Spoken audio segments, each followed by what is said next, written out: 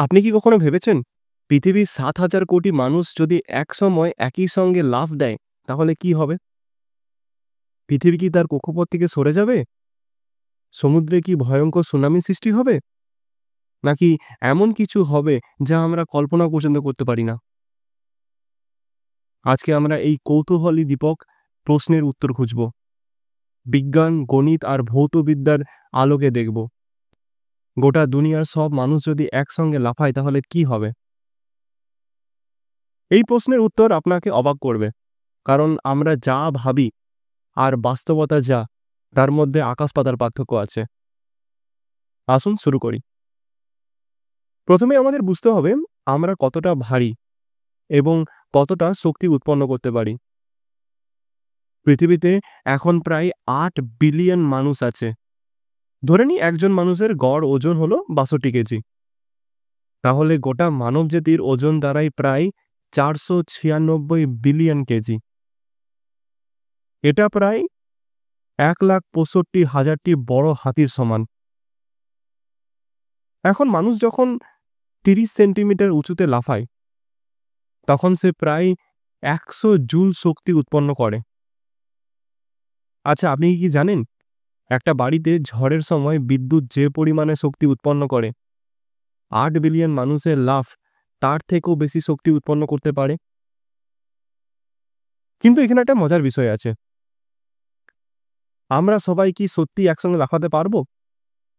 কল্পনা করুন তো, শিশু থেকে বৃদ্ধ, রোগী থেকে অ্যাথলেট, সবাই একই সেকেন্ডে লাফানোর চেষ্টা করেছে? সবাই একই সেকেন্ডে লাফানোর চেষ্টা করছে। কিন্তু ধরে নিচ্ছি কোনোভাবে আমরা সবাই একসাথে লাফাতে পারছি। এখন আসল প্রশ্ন, এই বিশাল শক্তি পৃথিবীর ওপর কি প্রভাব ফেলবে? পৃথিবীর ভর প্রায় 6 ট্রিলিয়ন কেজি। আমাদের সম্মিলিত ওজন যা ৪৯৬ বিলিয়ন কেজি, তা পৃথিবীর মোট ভরের তুলনায় অত্যন্ত নগণ্য, প্রায় ১ ট্রিলিয়ন ভাগের ১ ভাগেরও কম। আসলে আমাদের লাফের ফলে পৃথিবী তার কক্ষপথ থেকে মাত্র প্রায় 1 × 10⁻13 মিটার সরবে, যা একটা পরমাণুর ব্যাসের চেয়েও অনেক কম। অর্থাৎ পৃথিবী একদম সরবে না বললেই চলে। এখানে একটা মজার কথা বলি, যখন আমরা লাফাই আমরা আসলে পৃথিবীকে আমাদের পায়ের নিচে ঠেলে দিই, কিন্তু পৃথিবী এতই বিশাল যে সে আমাদের এই পায়ের ধাক্কা টেরই পায় না। এটা এমন যেন একটা পিঁপড়ে একটা হাতিকে ধাক্কা দিচ্ছে। হাতি কি সেটা অনুভব করবে? কিন্তু আমরা যদি সবাই একই জায়গায় দাঁড়িয়ে লাফাই তাহলে কি হবে? ধরুন আমরা সবাই চীনের ব্যস্ততম শহর থেকেও বেশি ঘনবসতিপূর্ণ একটা জায়গায় জমা হয়েছি। যখন আমরা একসাথে লাফাবো তখন আমাদের পা একসাথে মাটিতে আঘাত করবে। এতে প্রায় ৪.৫ থেকে ৫ মাত্রার ভূমিকম্পের মতো সমান শক্তি উৎপন্ন করবে। এটা এতটা শক্তিশালী নয় যে বিশাল ধ্বংসাত্মক ঘটাবে, তবে আশেপাশের এলাকায় ভবনগুলোতে ফাটল ধরতে পারে। আর শব্দের কথা চিন্তা করুন, ৮ বিলিয়ন মানুষ একই সাথে হেই বলে চিৎকার করে লাফালে প্রায় ১৮০ ডেসিবেল শব্দ উৎপন্ন করবে, যা একটা রকেটের উৎক্ষেপণের শব্দের সমান। আপনি কি জানেন এই পরিমাণ শব্দ আমাদের কানের পর্দা ফাটিয়ে দিতে পারে?